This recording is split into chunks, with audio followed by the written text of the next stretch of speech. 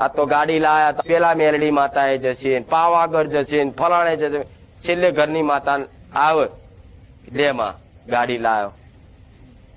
ચોલ્લા કદાચ કરી લે ને તો ચુંદડી તો બીજી માતાઓની જ હોય. કોક જે ભુવન માનતો હોય કે ભુવાજી તમારા હાથે ચોલ્લા કરો, તમારા હાથમાં કોટા છે? હે, તમારા હાથમાં કોટા ઉગ્યા છે? અને ભુવાના હાથમાં શું ફૂલ હોય છે?